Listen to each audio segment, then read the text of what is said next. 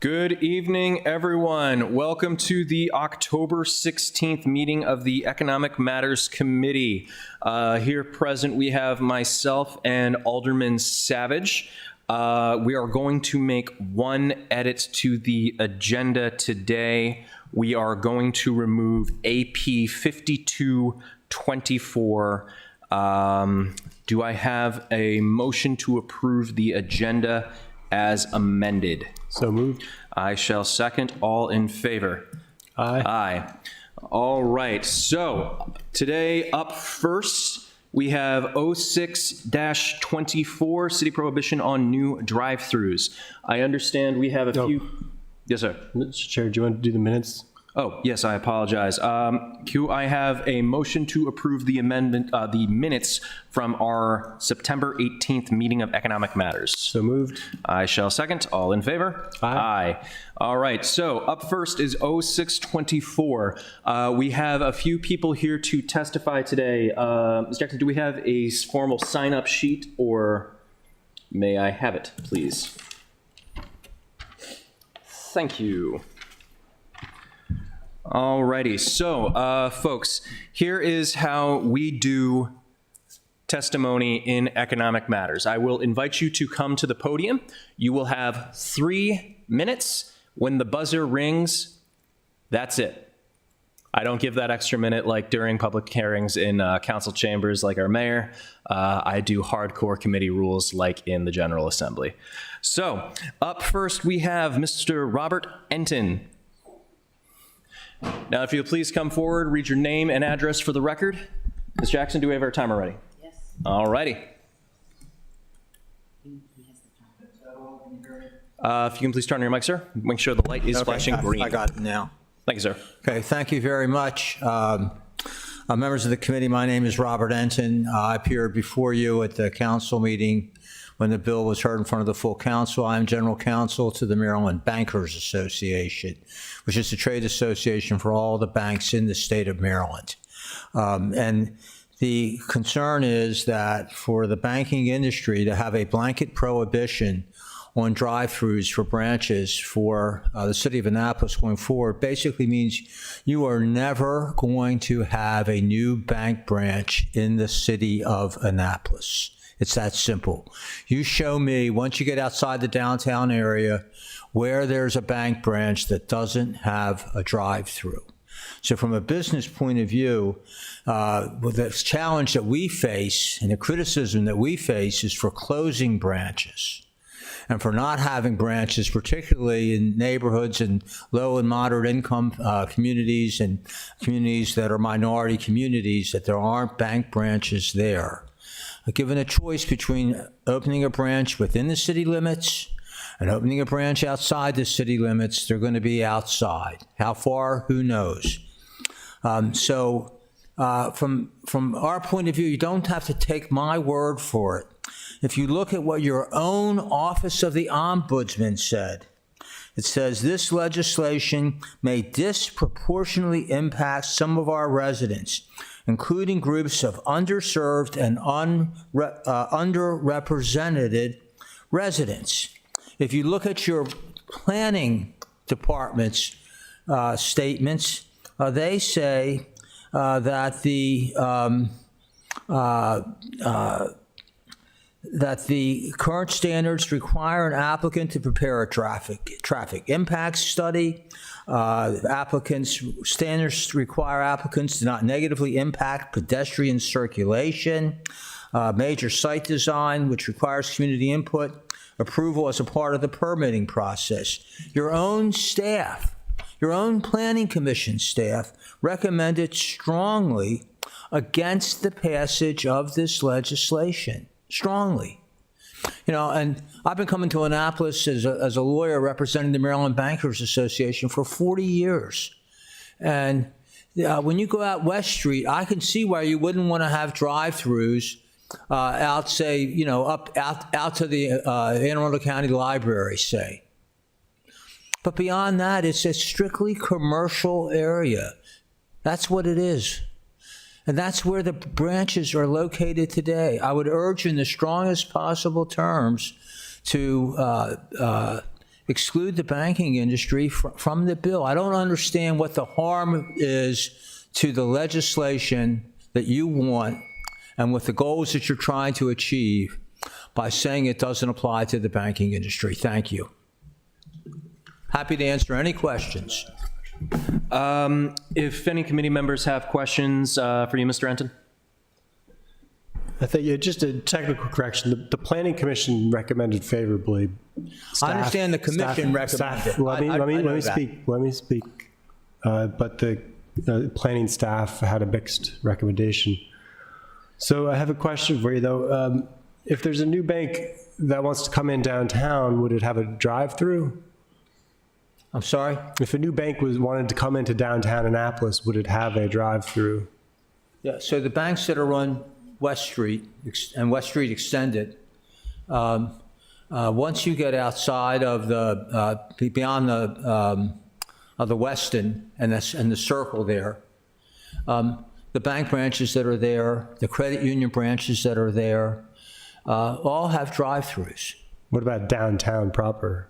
But no, and we don't have any problem. You know, when years ago we had bank branches, we had a half a dozen bank branches right here in downtown, around Church Circle and the first couple blocks of West Street. And those branches, every one of them's gone now. But did they have drive-throughs? No, and we don't have a problem if you want to say, you know, that you can't have a drive-through in these areas. That's one thing, but the city limits go all the way out to the mall, basically. Well, what if they're not needed downtown to have a successful bank? Why are you saying they're needed out on commercial areas Okay, well, I would to have a say, successful bank? Why is it So- needed? look, I think from a practical point of view, you're not going to be able to have a branch in the downtown area and also have a drive-through. There weren't drive-throughs for those branches before. Those branches are gone now. But when you get outside the downtown area, then if you believe the Office of the Ombudsman, they talk about seniors and people with disabilities. People with mobility issues utilize drive-throughs for services, especially important essential services like banking and pharmacies. That's what this is about. It's about people with children, people with working hours, people with disabilities, elderly people. Why do you want to force them to get out of their cars? And I would just say this to you.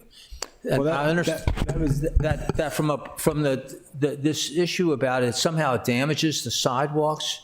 Whether you park in the parking lot or you go through a drive-through, your vehicle's doing the same thing to the sidewalk. You addressed my initial question somewhat, but we could move on to the next. I have no further questions for you, Mr. Enton. Thank you for your time, sir. Thank you. All right, up next we have Marilyn Coolidge. Coolidge, I apologize. That's close. Coolidge, Just I think of apologize. Calvin Coolidge. I have dyslexia. My That's okay. apologies. That's So, Ms. Coolidge, okay. if you wouldn't mind reading your name and address into the record. Sure. and My then we name will is begin. Marilyn Coolidge, and the address is 7101 Bayfront Drive, apartment 512, Annapolis, Maryland. My husband and I moved into Baywoods of Annapolis a little over 2 years ago. Baywoods is a continuing care retirement community which offers independent living, assisted living, future memory care. We have a little over 200 residents. While we moved in at the tail end of the pandemic, we heard many residents who were so grateful to have access to drive-through facilities at their bank, pharmacy, and fast food locations. These facilities serve the needs of many within the city, including many of you. Since moving here, we've met many wonderful residents who are dependent on canes, walkers, rollators, and wheelchairs. Many of them still drive, so without the convenience of drive-through facilities, their mobility to get out and into these retailers can add challenges to a shopping trip. There are employees who work shifts, doctors, nurses, police, fire personnel, students who work during the day and attend night school, all who've put in long and sometimes stressful hours. All they want to do is pick up a sandwich and a drink or go by an ATM and head home. Also, to restrict ATMs to walk-up only is a major safety concern, whether daylight or evening hours. Something I did not see properly addressed in this amendment is the redevelopment of an existing drive-through. Say Truist Bank is unable to expand due to site constraints and they relocate just outside the city. Now another use wants to redevelop the building to meet their prototype. Per this amendment, the owner-user is unable to do so, as certainly a major renovation modification would be necessary. Restricting a new drive-through use would also diminish the property owner's development rights. Restricting the building or use of an existing drive-through facility that is within 1,000 feet of a school is also not realistic, as many students have part-time jobs after school, and it could be at one of these drive-through businesses. And how do you address the property on which the existing drive-through is located is rezoned? Is the owner-user then required to abandon his business? This is clearly against the property owner's rights.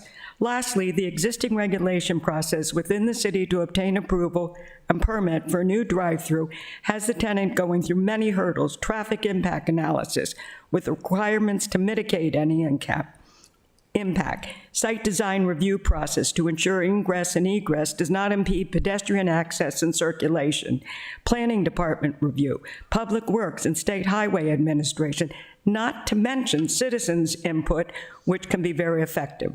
Drive-throughs are part of our culture, offering convenience to many who depend on them. I respectfully request that you further evaluate the very rigid language in this proposed amendment. All right. Thank you. Any questions for Ms. Coolidge? Seeing none. So that is the last of people on the sign-up sheet. I am now going to open it up for others who may wish to testify but did not sign up. Is there anyone else in the room? Sir. Will you please read your name and address for the record? Sure. Michael Walsh, 1903 Town Center Boulevard, Annapolis, Maryland. Our member GR committee chairman is not here on time, unfortunately. He got caught on traffic coming here from work. However, I just want to reiterate what Marilyn said previously on her amendments, as well as we appreciate that the alderman has proposed these to, create some clarification in this bill. That being said, I think we have some questions around what a major modification would be as written. And two, we also had some questions about the prohibition between 1,000 feet of a school zone. But happy that we're working here and look forward to any future conversations with stakeholders. Thank you. Thank you, Mr. Walsh. The 1,000 feet of the school zone was designed in order to increase student safety. And the major modification, I believe, is designed as alteration of about 50% of the building's footprint. We are going to get into substantial conversation on Amendment 1 this evening, though, so stick around. Alderman Savage, do you have any questions for? No, sir. All right. Do we have anyone else in the room who wishes to testify? Seeing none other, I am now going to close the testimony point on 0624, and I am going to invite Mr. Lashinsky up if he can please join us.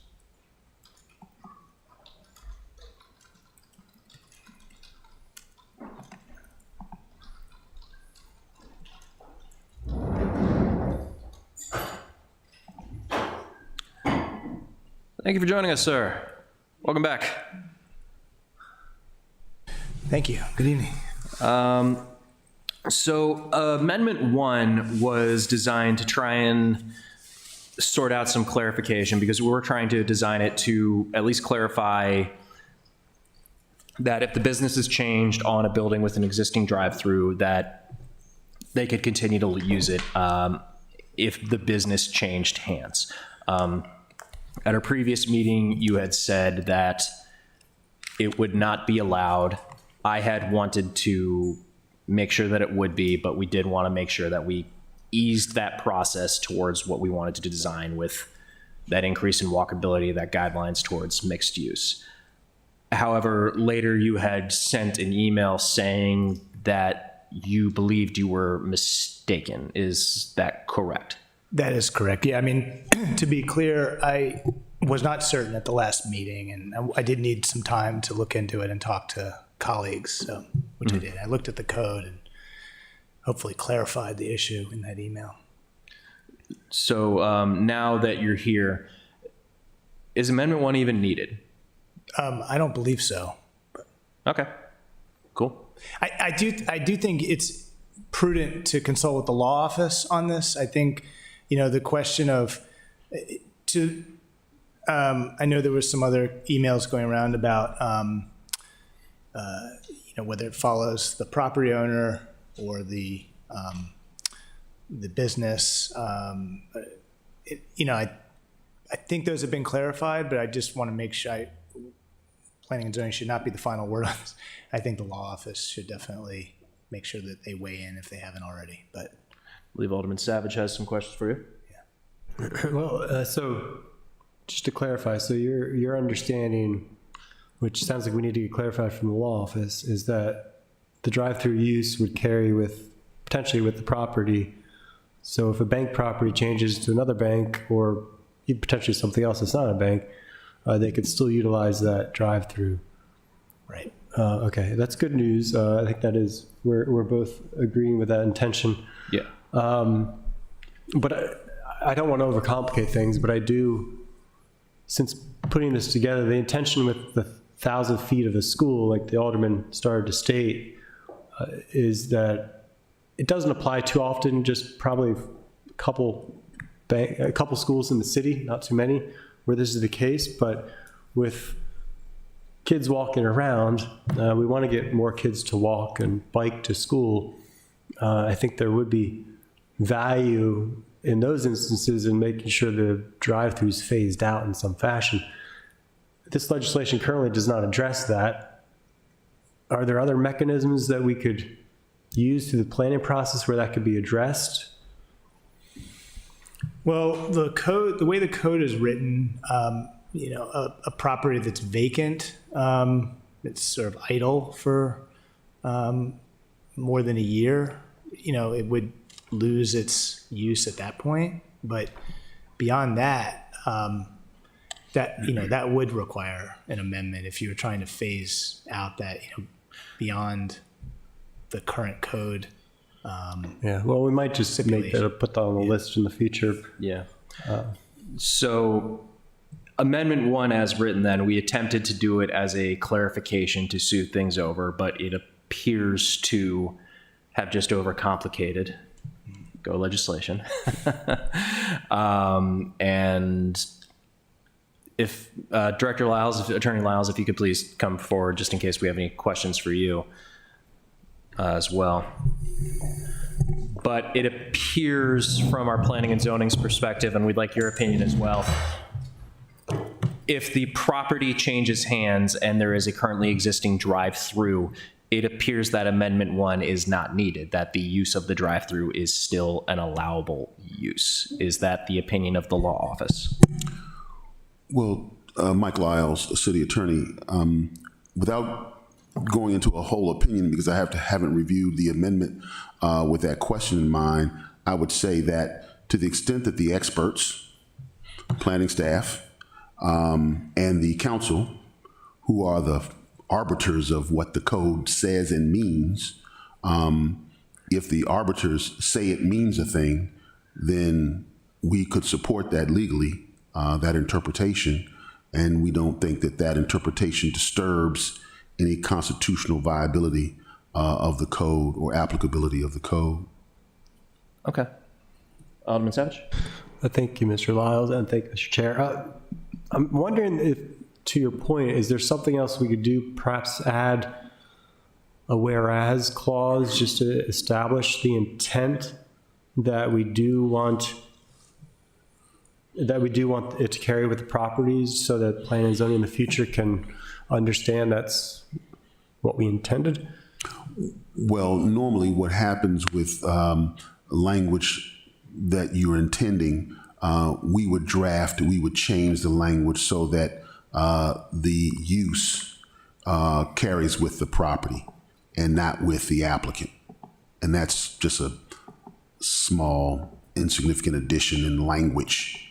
So the use is grandfathered, for instance, would be some sample language that we could put in there.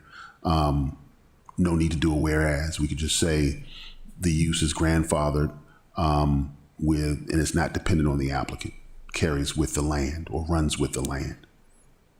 Okay. Well, do you think that's something we should pursue, Mr. Chair? I think with the information that we're getting from Mr. Lashinsky and from the law office, I think that adding that extra portion might not be necessary. And I feel like Amendment 1 as written, we tried to clarify it and ended up overcomplicating and murkying the waters. So I think it was a valiant effort on our part, ended up just overcomplicating it. And I don't think we need the amendment. If you agree, I think we should probably just withdraw Amendment 1. Yeah, I definitely agree with withdrawing the amendment. Yes. Yeah. All right. So thank you for that clarification, gentlemen. So Alderman Savage, I understand though you wanted to do a little bit of additional work on this. Hold on, we're not done with you, Mr. Lashinsky. We might be done with you, but I'm not willing to say we're done with you. I understand you wanted to do a little bit more work on this. Do you want to do it here in committee with Mr. Lashinsky here present, or do you wish to do some of this offline? Do you have any questions further from Mr. Lashinsky that we can work on here in committee? No, I'm not. My request is not really well defined yet in my head, so I think I need to give it more thought. All right. Unless you have something. Not at this time. So in that case, I will entertain a motion to postpone action on 0624. All right, I'll move to postpone action on 2624, is it? Until 06, yeah. 0624 until the next Economic Matters meeting. I will second. All in favor? Aye. Mr. Lashinsky, thank you so much. We will be in touch. We're probably going to need your assistance on their next meeting. Thank you for joining us today. Okay. So up next on the committee's agenda, we have 01124, the Tenant Displacement Fund. Seeing as the primary sponsor, Alderman Gay, is not here and we have not had any discussion on this yet, I do not like to discuss people's legislation, especially if we haven't had any prior starts on it until they're here. So can I have a motion to postpone action on 01124 until our next meeting? So moved. I will second. So moved. All right. All in favor? Aye. Aye. 02124, taxi driver license criteria. Buckley. So the mayor is not here, obviously, but do we have anyone from the administration that can speak to 02124? Assistant City Manager Buckland, I will make an attempt. All right. My understanding is that the purpose of this is to bring the city code in line with changes that were made at the state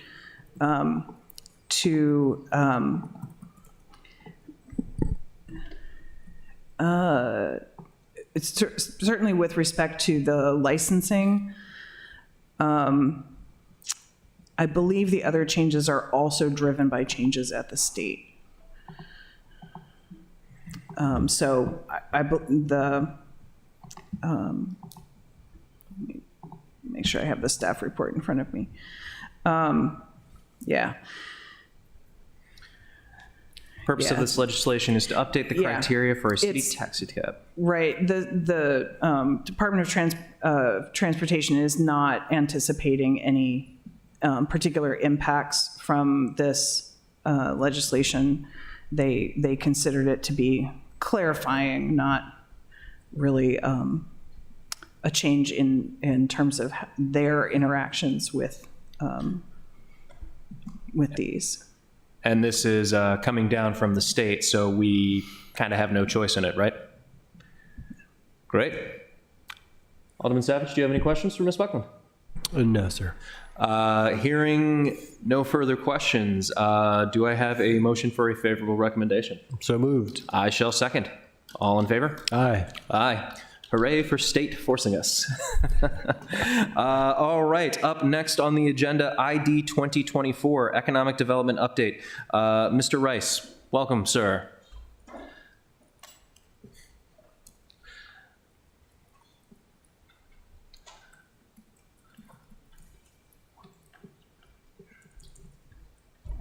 Thank you. I have my.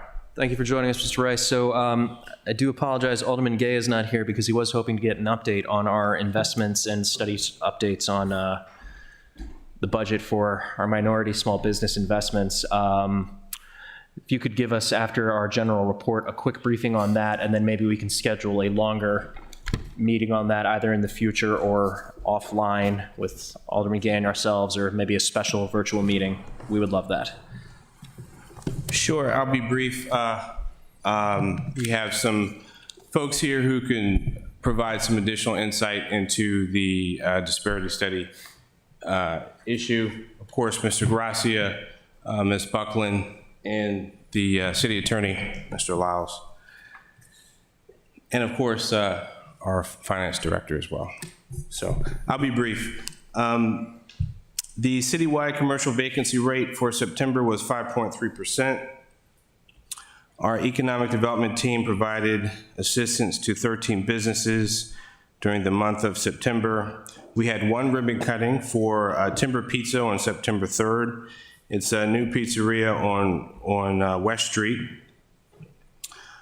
Two highlights I did want to mention. We worked with the mayor's office and the comptroller's office, state comptroller's office, to put together a comptroller's roundtable in Annapolis. And essentially what this was an opportunity for our state comptroller to come to Annapolis, meet with local business owners, talk about issues that were happening at the state, and get recommendations on how she could push policies that would elevate the state's economy. So we did this at the Visitor Center. It was co-hosted by the mayor. We had about 20 local businesses represented, and I think the conversation was good, the feedback was good, and the comptroller and the mayor seemed to be pretty pleased. The second thing I wanted to highlight was that we worked with the Netherlands Embassy on a visit for the staff. There were about 70 staffers from the embassy who came to Annapolis for an embassy outing. The ambassador came as well. We hosted them here in this chamber. They received an update from the mayor, and after the presentation, they went off to the Naval Academy and got a tour, and some went kayaking.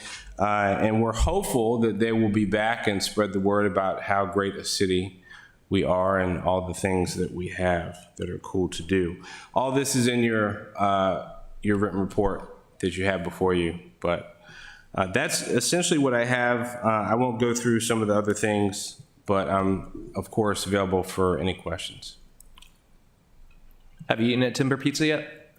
I have not. I did go by there to get some food, and the line was a little long, and I was in a rush, so I'll have to come back. I haven't gotten their physical restaurant yet. I've only had the trailer that they bring around. It's solid. It's real good. Alderman Savage, do you have any questions on the general report for Mr. Rice? Just a few, and I know we don't have much time today, but maybe for the next meeting, but I would like to know at some point your relations with the, Annapolis and Anne Arundel, the Visitor Center, as well as the Anne Arundel Economic Development Corporation. Just want to get a better understanding of what other organizations do and where your office fits into their efforts. Because they did join us on the education, the trip to Sweden, the delegation trip to Sweden, which was good. We talked a lot about sustainability and how we can work that into attracting, kind of like an eco-tourist approach, but also working that into the business identity and what brings people to the city.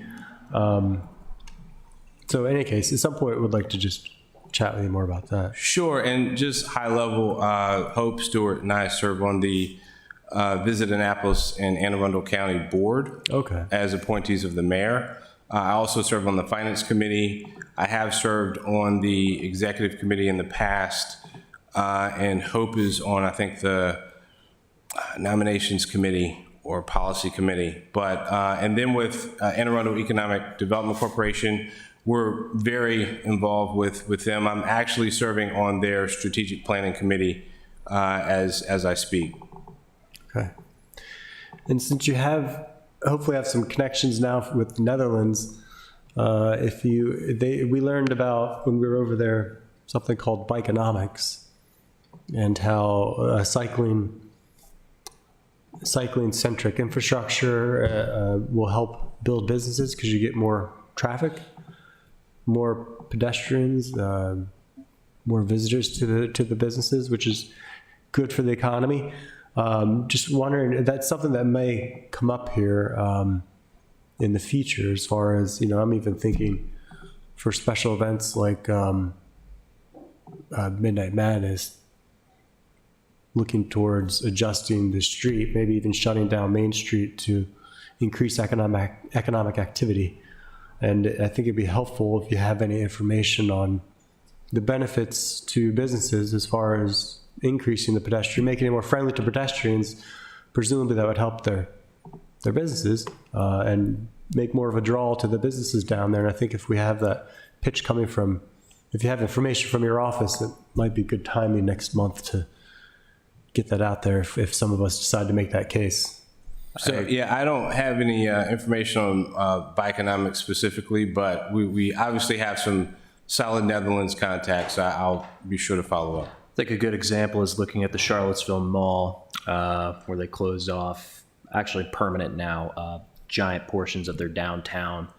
It's pedestrian only, and it's incredibly vibrant. It's heart of the city, and it's got a lot of the same feelings and flair as Annapolis, and magical place. Love Charlottesville. Yeah, that was one of the interesting, so I've now been to Sweden and Netherlands, and in both of those countries, and probably the case for most of Europe, the business districts, the heart of their towns, the business districts were all shut down to vehicles. And they're filled with people, filled with outdoor dining and all kinds of activity, very vibrant. And personally, I've gotten really frustrated with our Midnight Madness because I show up and you have to squeeze all these people, huge crowds, just huger than normal, and have to cram together on these tiny sidewalks. And it prevents me from wanting to, because it's uncomfortable. I don't like walking amongst that kind of a dense crowd. But in any case, I think there's certainly, I would think, some kind of economic argument. Like if you have information about pedestrian streets and how, if they've benefited or not, I think that'd be good information to have. We'll do some research. Thank you. All right. Up next, ID 15724, Arundel Business Development Group.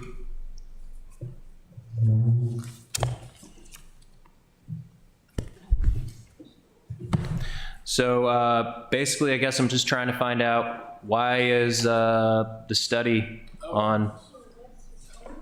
I'm sorry. study on the disbursements and for the Minority Business Fund that we approved taking so long? I think this involves you too, Director Laus. We got that other mic too. I guess while they're getting situated, I'll just provide a little bit of background and context. Thank you. So with the FY24 budget, $105,000 was earmarked for Black business grants sponsored by Alderman Gay. And on the advice of the city attorney's office, a determination was made that this wasn't something that the city could legally support, particularly without a disparity study. So our thinking evolved. We wanted to support the aims of minority business development and support that Alderman Gay obviously was trying to target. So our thinking went to dividing up the appropriation into $30,000 for the first phase of a disparity study, and then taking $75,000 to support the Anne Arundel Economic Development Corporation's Inclusive Ventures program. This is a program that they've been running for probably about 3 years now, with roughly 2 cohorts per year. And it's essentially a business development program for minority, veteran-owned, and small businesses within the county.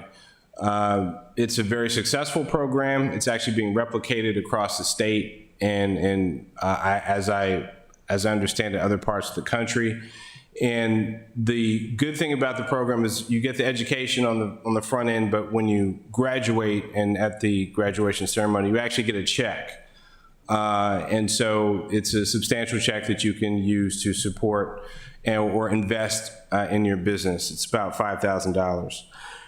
So the city attorney's office, in the midst of our conversations and negotiations and finalizing the MOU with Anne Arundel Economic Development, also came to the determination that we couldn't reappropriate or redirect those funds that were passed and codified in the city budget without going back to the full council and getting the full council support, even though, of course, the sponsor, Alderman Gay, was in favor of our bifurcation plan. And of course, the Economic Matters Committee was supportive as well. So that is a little bit of the background. And then essentially the clock ran out and the end of the fiscal year came, and the funds, I assume, were probably reabsorbed by the general fund, but they weren't spent. Can the law office get us, or the finance office get us something written out so that we can reappropriate those funds in this new way, like ASAP? Finance Director Dickinson, I believe that in this fiscal year, as we were finishing the budget process in May and June, that there was an amendment for $75,000 for minority business, can't remember what the title was, minority business support. Just the $75,000 though, but the disparity study has not yet been done. So there's $75,000 in this year's budget, but now it's my understanding the first thing they wanted to do was the disparity study, and then there's some issues surrounding that. Okay. Can we take that $105,000 that was in that previous budget and the clock ran out and the funds got reabsorbed? No. We cannot? No, it was reabsorbed into the general fund, and when we established our new budget, that would have gone either back into reserves or been spent on other purposes. So as we developed this year's budget, we have our revenues and our sources, and we have these purposes the expense budget that we set up. Now, if you mean, if you wanted to go through in a supplemental appropriation and use some more of the one-time reserve for that purpose, you could, but we'd have to go through the finance committee and the council again. Okay. So, but there is 75 out there, but not the 105 at this time. Could we get that supplemental appropriation? Please. I think we still might have some legal concerns or funding level concerns. So we could, it has to be initiated by the administration, the supplemental, but that's a possibility, but I think there may be some other hurdles. Mike Lyles, City Attorney. First, we needed to do a disparity study. The Office of Law. Even though we had the plan to just go through the economic development for another thing without the disparity study? Well, you can't designate money for racial groups, quote unquote, groups that are in the protected classes without a disparity study. The Supreme Court has outlawed spending based on race. And two cases stand out that have not been overturned by the current Supreme Court, which seems reluctant to support spending of any kind that is race-based. But that said, the case of Richmond v. Croson and Adiran v. Pena are the prevailing Supreme Court cases that even as recent as 2016 with Maryland case law, supports that in order for government to spend money on race-based remedial initiatives, at least a disparity study or some kind of study, an in-depth study, needs to be conducted to determine whether or not the remedial actions taken by the government are indeed appropriate to the harm caused by the government to the particular racial group sought to be remediated.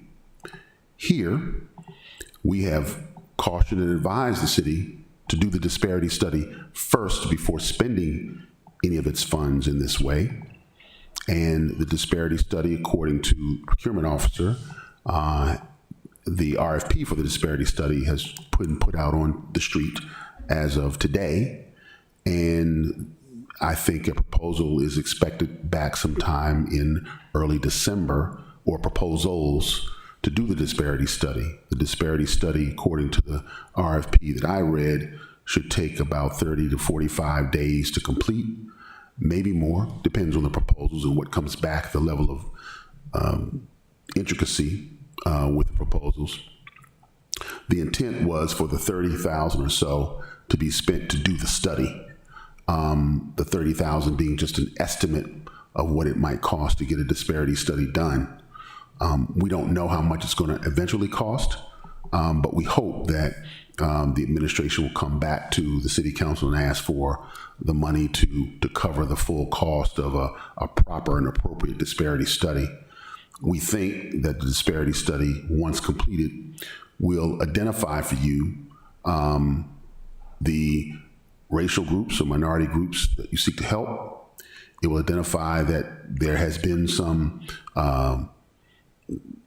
activities by the government against those racial groups, and that the remediation sought, in this case, minority business funding, will be appropriate to remedy the things done to that community over some period of time.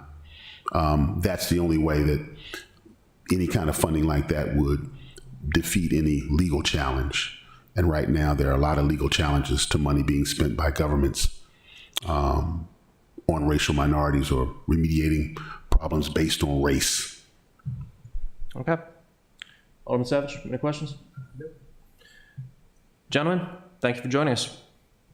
Thank you. All right. Seeing as there is no other part of the agenda, do we have anything else for the good of the order? Do I have a motion to adjourn? So moved. I will second. All in favor? Aye. Aye.